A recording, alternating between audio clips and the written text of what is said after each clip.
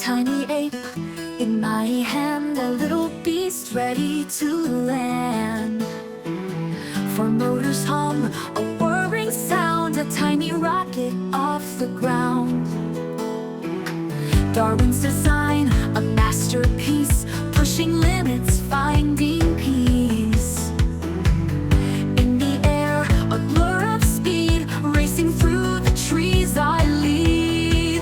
TinyApe, flying high, a digital bird across the sky. Cameras capture. Squad, it's Quads. Welcome back to yet another review video. Today, I'm excited to share with you the DarwinFPV TinyApe, a compact and powerful FPV drone that promises an incredible flying experience. I've been testing this out for a while now, and I genuinely can't wait to share my thoughts with you.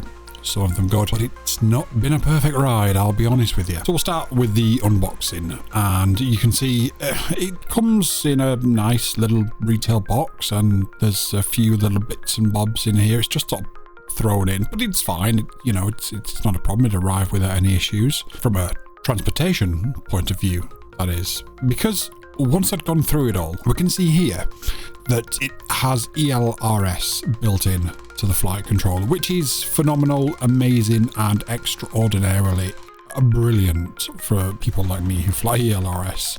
However, if you're a newbie and you receive this particular one that I received, there is a problem because it does not have a antenna for the transmitter of the ELRS on the flight controller. And one thing that, whether you're a newbie or not, you'll have been taught in FPV is you don't plug anything in if it doesn't have an antenna connected, because you will damage it. Luckily, I was able to grab another one that I had from previous builds and put it on. But if this was your first ever drone and you was a newbie and you didn't know that, or you did know that and you didn't have a box of spares like I do, it would cause a bit of a problem. If at the very minimum, it would be a minor inconvenience. At worst, you could end up damaging or even losing your drone, because although you would still get a signal from it, that signal would die very, very quickly, because A, it would overheat because of the lack of antenna, and B, the actual signal wouldn't be very strong. So you might go and start ripping around a field,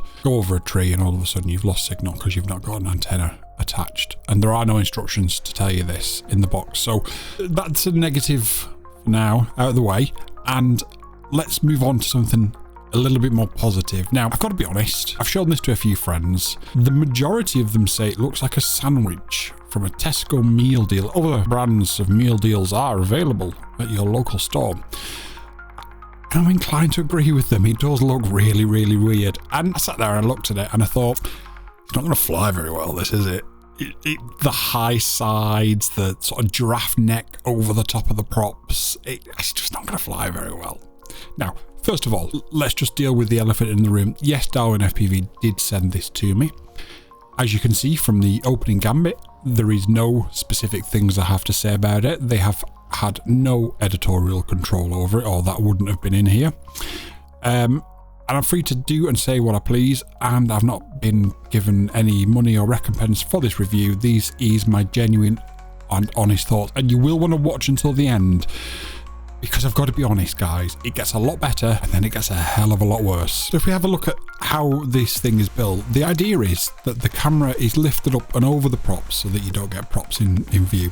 And as long as you've got the maximum camera angle selected, you don't get props in view. The caveat to that is you have to have the maximum camera angle selected or you will get props at the bottom of your footage. The maximum camera angle makes this thing fly like a lunatic. It's a 3S, so it's not an insurmountable amount of power for something that weighs. So I've got a Speedy Pizza drone 3S 600 mAh. That combined with the drone and the O3 is 146 grams. So it's really lightweight. It's 2.5-inch props. You've got a really, really, really aggressive camera angle, and you've got 3S. Let's go to some footage. I mean, I'm sure I've already done it anyway, but you can see from this flight that it absolutely rips. It really, genuinely does rip. And that's brilliant if you're experienced, but if you're not a bit experienced and it is one of your first drones, because it is a bit of a beginner drone, you're going to want to dial that camera angle down a little bit, especially for landing. Even I found landing a bit of a challenge, and I have actually chipped the front bezel of my 03 camera. Hey ho. So with that in mind, you're going to want to lower that camera angle a little bit, and when you lower that camera angle a little bit, you do get the props in shot. But you know, it's like I say, it takes time to get used to it, and once you're used to it, you can put that camera angle up and you've got a really incredibly, and I do mean this genuinely, an incredibly useful and capable 2.5-inch ripper here, especially with the 03 in as well. However, that's where the positivity ends. So after this initial flight that you can see on screen now, I decided that I was going to head to the power station, one of my favourite places in the UK to fly, and I was going to take this 2.5-inch 146 gram 3S drone, and I was going to rip it around disused power station cooling towers. What could go wrong, I hear you ask? Well, the answer is everything, because it wouldn't arm. So I was getting on the screen of the goggles an error saying CALIB, so calib, suggesting the gyro isn't calibrated.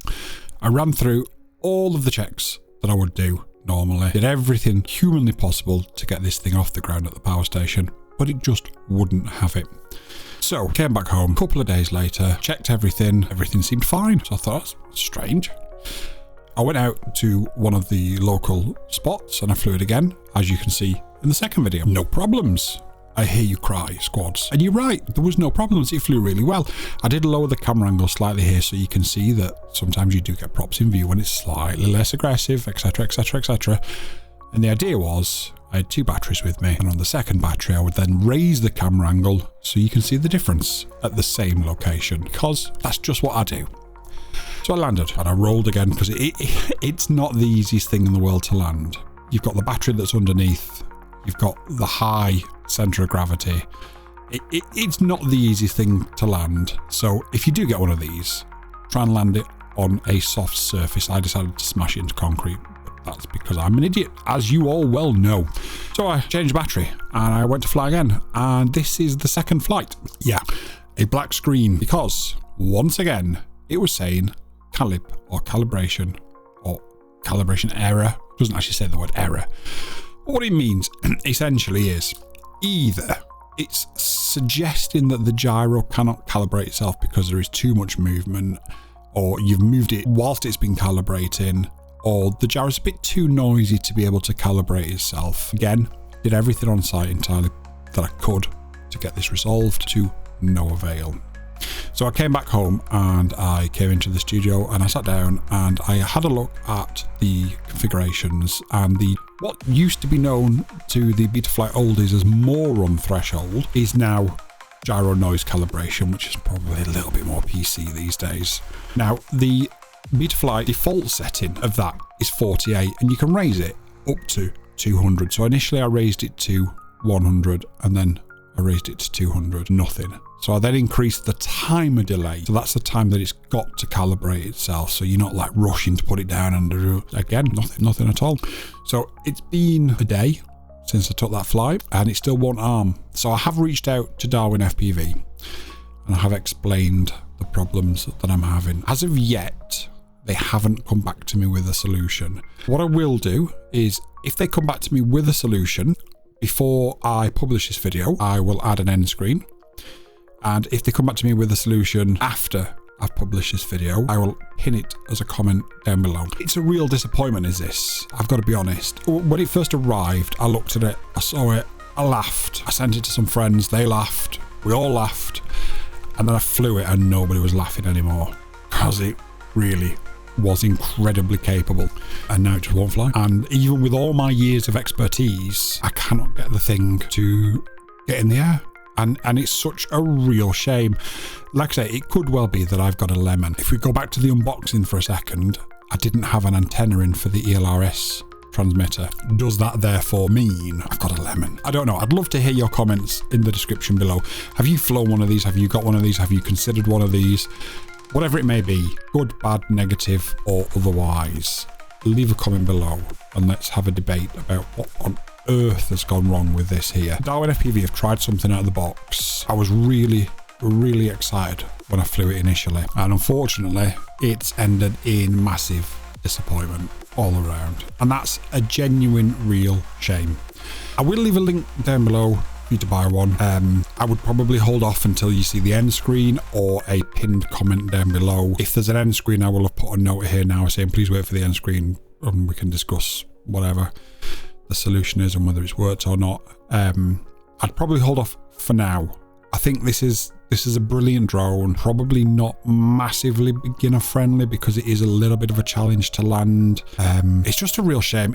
I want to be more positive about it, but also this channel is about honest, brutally honest reviews at times. It didn't have an aerial or an antenna. That would have caught a newbie out. It won't arm. Even with all my experience, I can't get it to work. It's a real shame. I'll leave a link down below, but hold off until we get a solution and I will let you know whether that solution's worked or not. It could be something really simple that I'm missing. In the meantime, you've all been amazing. I've been Quads. Until next time, peace.